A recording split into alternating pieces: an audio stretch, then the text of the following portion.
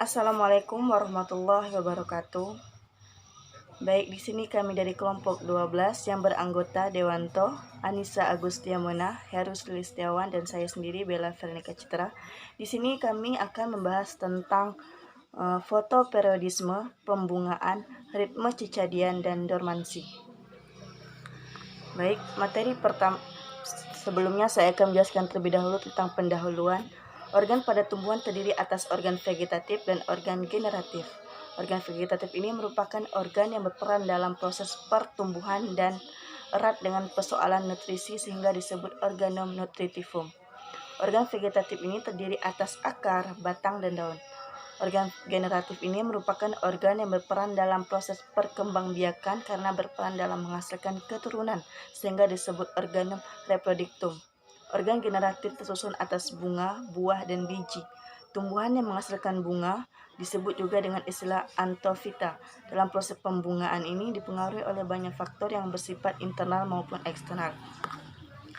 Baik, di sini ada beberapa materi. Pertama tentang fotoperiodisme, pembungaan, ritme circadian, dan dormansi referensi.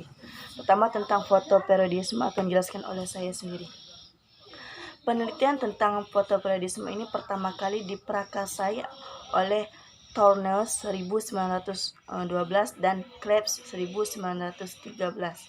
Penelitian lebih lanjut diserahkan pada Gardner dan Allard pada tahun 1920 untuk mengembangkan dan mendemonstrasikan fotoperiodisme. Konsep fotoperiodisme ini diuji cobakan pada strain tembakau yang disebut Maryland Mammoth. Hasil percobaan menunjukkan strain vegetatif dapat diinduksi untuk berbunga dengan pertumbuhan dalam rumah kaca yang terpapar sinar harian pendek. Jadi hasil penelitian tembakau akan berbunga jika panjang penyinaran kurang dari 14 jam. Apabila lebih maka tidak akan berbunga. Fenomena fotoperiodisme ini merupakan respon tumbuhan terhadap panjang atau lamanya penyinaran yang diterima. Baik, fotoperiodisme ini mempengaruhi jumlah cadangan makanan dan pembungaan pada tumbuhan berbunga. Berdasarkan kebutuhan panjang hari penyinaran ini, atau Kohar dan Gujral 2020 ini mengelompokkan tumbuhan menjadi 5 tipe, yaitu tumbuhan harian pendek, tumbuhan harian panjang, yang ketiga tumbuhan harian netral, 4 tumbuhan harian pendek panjang, dan yang kelima tumbuhan harian panjang pendek. Yang pertama itu tumbuhan harian pendek atau short day plant atau SDP. Tumbuhan akan berbunga jika panjang hari penyinaran kurang dari masa periode kritis dalam siklus 24 jam. Jadi tumbuhan Santium berbunga ini jika panjang penyinaran kurang dari 24 jam tetapi mendekati 15,5 jam. Beberapa contoh lainnya yaitu seperti Nicotiana, tobacum atau tembakau, bisa lihat di bawah gambar di bawah ini, Vativitis nil, Inventians balsamina.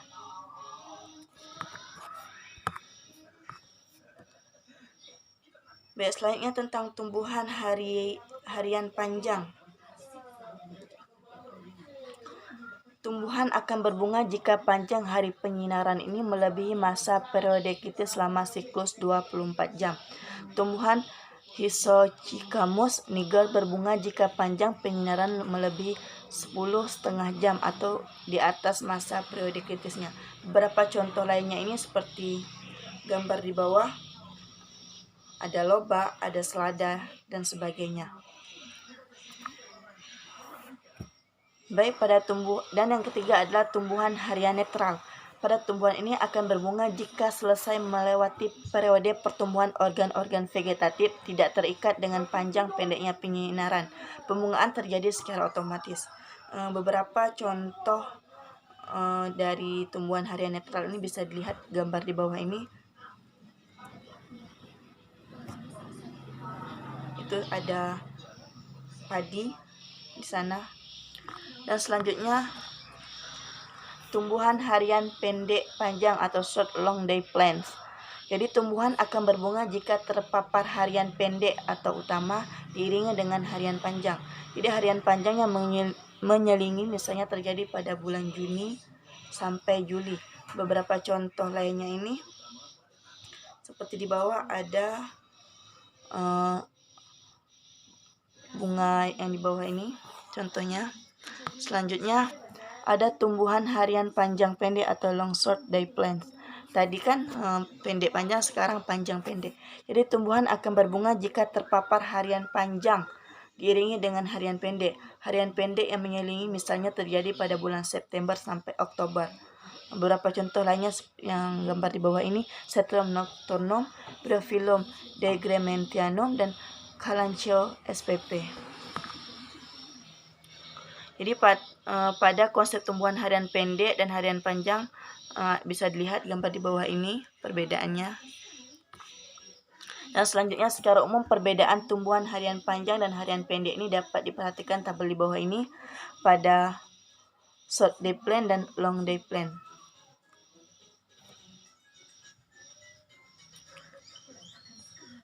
Baik, terima kasih. Sekian dari materi yang saya sampaikan tentang fotoperiodisme. Saya kembalikan kepada moderator. Materi selanjutnya terkait dengan pembungaan. Nah, apa sih yang dimaksud dengan pembungaan itu sendiri? Pembungaan merupakan suatu tanda di mana tumbuhan itu mengalami perkembangan. Nah, ketika kita mempelajari pertumbuhan dan perkembangan tumbuhan, pertumbuhan dan perkembangan itu adalah dua hal yang tidak bisa dipisahkan, melainkan berjalan bersamaan. Pembungaan itu dipengaruhi oleh 3 faktor utama. Yang pertama, fotoperiode, fitokrom, dan jam biologi atau ritme sirkadian. Untuk fitokrom terdiri atas fitokrom PR dan fitokrom PVR.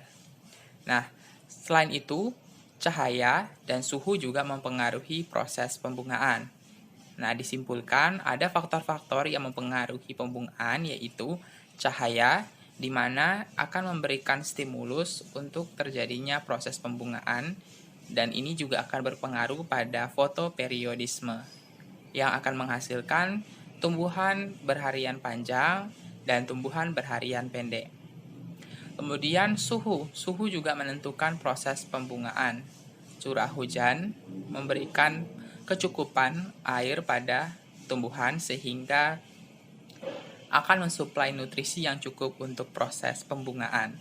Unsur hara dan hormon sangat diperlukan untuk memberikan bantuan suplai untuk proses pembungaan. Adapun mekanisme pembungaan secara umum dibagi menjadi 4. Ada induksi bunga atau evokasi, di mana pada proses ini organ vegetatif diberikan suatu stimulus menandakan bahwa terjadinya transisi antara proses organ vegetatif menjadi reproduktif.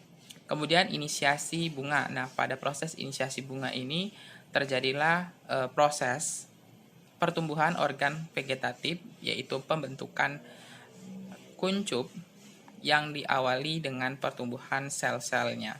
Kemudian yang ketiga, perkembangan kuncup menjadi bunga atau tumbuhan menghasilkan bunga yang mekar.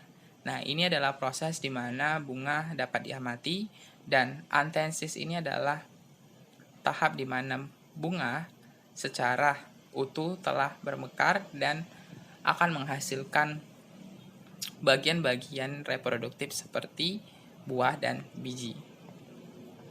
Kemudian selain dari hormon yang telah ditampilkan pada slide sebelumnya, ada satu hormon yang disebut florigen, merupakan hormon stimulus pembungaan yang alami ditemukan pada bunga. Nah, daun memiliki peranan sebagai detektor dari panjang hari penyinaran. Kuncup atau tunas apikal akan membentuk pembungaan. Nah, jadi daun ini sangat berpengaruh terhadap proses pembungaan. Nah, teori dari penelitian ini pertama kali dibuktikan bahwasanya daun itu apabila diberikan stimulus akan terjadi proses pemindahan dari daun ke kuncup yang akan menyebabkan terjadinya pembungaan yang diperkenalkan oleh Michael Kaelakian pada tahun 1936. Nah, zat itu kita sebut sebagai florigen. Nah, florigen ini bergerak di dalam jaringan hidup, yaitu flom, karena secara umum bersamaan dengan aliran asimilat. Jadi, florigen ini dialirkan ke bagian ujung dari tunas atau kuncup ketika bersamaan dengan hasil dari fotosintesis diedarkan ke seluruh tubuh melalui phloem. Nah, ini ada beberapa percobaan yang telah dilakukan dari Kailakian terhadap Chrysanthemum, yaitu termasuk tumbuhan berharian pendek. Nah, bila daun dipotong setelah fotoinduksi, tumbuhan tidak akan berbunga. Nah, bila daun dipotong setelah fotoinduksi lengkap, kemudian ditempel pada tumbuhan krisan yang tidak mendapat induksi, maka tumbuhan yang ditempel akan berbunga. Fotoinduksi ini menginduksi fitokrom PR dan mengubahnya menjadi fitokrom PVR sehingga menghasilkan sintesis florigen. Kemudian menghasilkan sinyal tunas apikal yang akan dibawa sebagai sinyal untuk terjadinya proses pembungaan. Assalamualaikum warahmatullahi wabarakatuh. Saya Heru Sulistiawan. Saya akan menjelaskan materi mengenai ritme sirkadian. Nah, jam biologi atau fluktuasi dalam biologi organisme yang sesuai untuk menanggapi terjadinya perubahan kondisi lingkungan secara periodik. Nah, jam biologis atau ritme sirkadian terjadi berulang setiap 24 jam. Nah, inilah yang disebut dengan ritme sirkadian. Nah, sirkadian sendiri berasal dari bahasa Latin, yaitu circadium, yang artinya kira-kira 1 hari. Fotoperiodisme berkaitan dengan durasi pengukuran waktu yang dikenal dengan nama jam biologi. Nah, setiap organisme memiliki jam biologi yang menjadwalkan berbagai proses fisiologi tubuh yang akan terjadi dalam periode 24 jam. Nah, pengulangan jam biologi tersebutlah juga disebut dengan ritme sirkadian. Nah, penelitian tentang ritme sirkadian pertama kali dikenali pada tumbuhan putri malu Mimosa pudica dengan gerakan membuka dan menutup daunnya pada periode tertentu. Lalu komponen sistem sirkadian ada 3, yaitu 1. Jalur input, yaitu mensinkronisasi osilator ke siklus harian. Cahaya dan suhu sebagai sinyal utama dari lingkungan bagi tumbuhan, di mana bisa menarik osilator dari fotoreseptor fitokrom atau PHY dan kriptokrom CRY. Sinyal yang memasuki ritme disebut dengan Zeitgeber. Lalu yang kedua ada osilator pusat. Nah, sistem molekuler yang menghasilkan mekanisme pengaturan 24 jam pada tumbuhan. Osilator pusat bersifat autoregulator sistem umpan balik negatif. Lalu yang ketiga, jalur output. Nah, jalur output secara penuh dikendalikan oleh osilator pusat dan tiap individu memiliki jalur output yang berbeda-beda. Nah, berikut merupakan gambar dari komponen sistem sirkadian sebagai berikut. Teman-teman bisa melihat di PPT kelompok penyaji.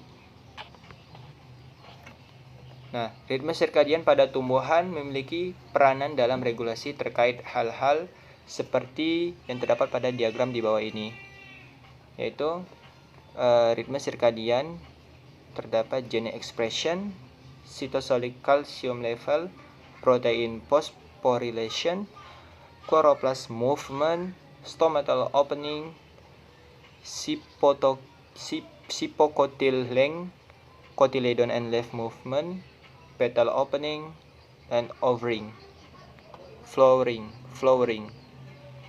Lalu ritme sirkadian. Nah, teman-teman bisa memperhatikan ritme sirkadian yang terjadi pada daun berikut. Yang mana pada siang hari daunnya melebar, lalu pada malam hari daunnya mulai menutup atau melayu. Nah, sekian penjelasan materi dari saya. Mohon maaf apabila terdapat kesalahan. Terima kasih.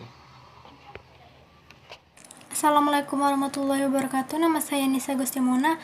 Di sini saya akan membahas tentang dormansi.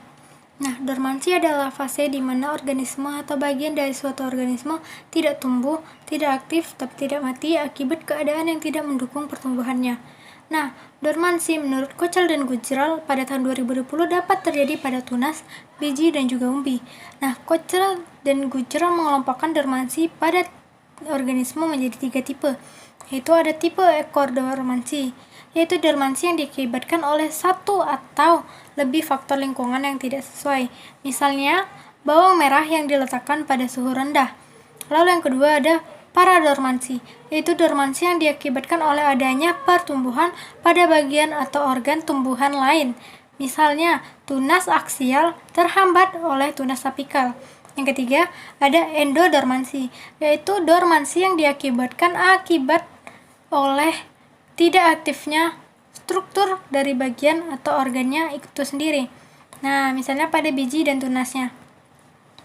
Lalu, Hofart menyarankan penamaan tata nama seperti penamaan istilah ekodormansi merujuk pada istilah dormansi. Lalu dormansi adalah kondisi biji yang gagal berkecambah karena kondisi dalam, walaupun kondisi luarnya seperti suhu, kelembapan, dan atmosfernya sudah sesuai. Penamaan istilah endodormansi merujuk pada istilah quiescent. Nah, quiescent adalah kondisi biji saat tidak mampu berkecambah hanya karena kondisi luarnya tidak sesuai. Misalnya, bijinya terlalu kering atau terlalu dingin. Nah, menurut Harahap pada tahun 2012, suatu benih dikatakan mengalami dormansi apabila ditandai dengan rendahnya atau tidak adanya proses imbibisi air. Yang kedua, proses respirasi tertekan atau terhambat. Yang ketiga, rendahnya proses mobilisasi cadangan makanan. Yang keempat, rendahnya proses metabolisme cadangan makanan. Nah, menurut Harahap juga penyebab benih mengalami dormansi yaitu pertama ada faktor lingkungan, lalu kedua ada faktor asam absitat atau ABA, yang ketiga interaksi asam absitat dengan zat tumbuhan lainnya. Nah, dormansi juga dapat dibedakan menjadi dormansi primer dan juga dormansi sekunder. Menurut Stopo, dormansi juga dapat dibedakan menjadi dormansi fisik dan dormansi fisiologi. Nah, teknik pematahan dormansi dibagi menjadi 4, yaitu perlakuan mekanisnya. Di antaranya yaitu dengan skarifikasi. Skarifikasi mencakup cara-cara seperti mengikir atau menggosok kulit biji dengan kertas amplas.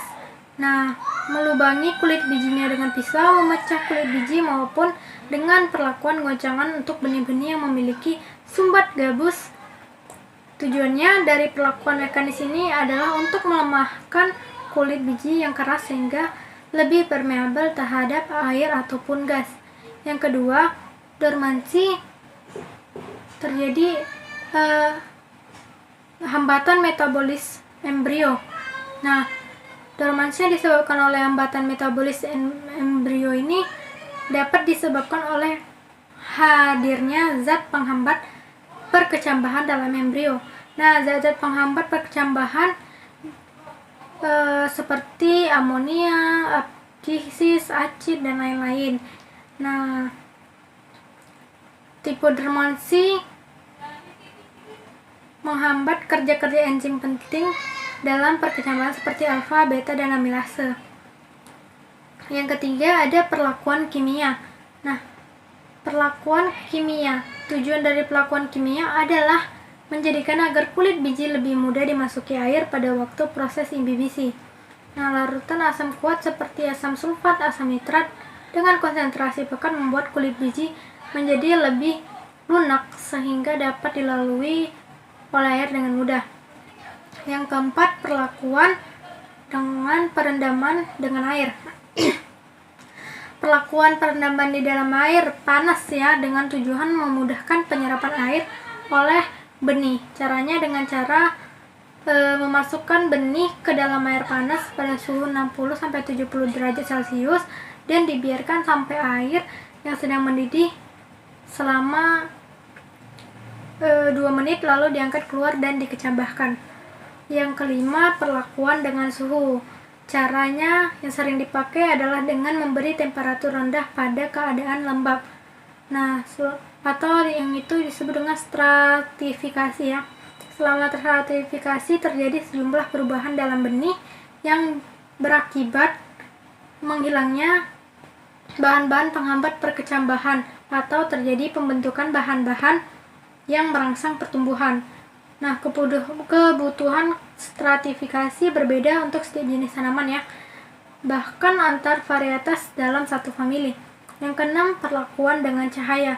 Nah, perlakuan dengan cahaya berpengaruh terhadap cahaya ini berpengaruh terhadap presentasi perkecambahan benih dan laju perkecambahannya. Pengaruh cahaya pada benih bukan cuma dalam jumlah cahaya yang diterima, tetapi juga intensitas cahaya dan panjang hari. Nah, dormansi benih saga dapat dipecahkan dengan perlakuan stratifikasi atau pengikatan kulit benih. Dengan perlakuan tersebut, daya berkecambah benih dapat mencapai 97% dibandingkan kontrol yang hanya 6%. Sekian dari saya. Apabila ada kesalahan mohon dimaafkan. Wabillahi taufiq wal hidayah. Wassalamualaikum warahmatullahi wabarakatuh.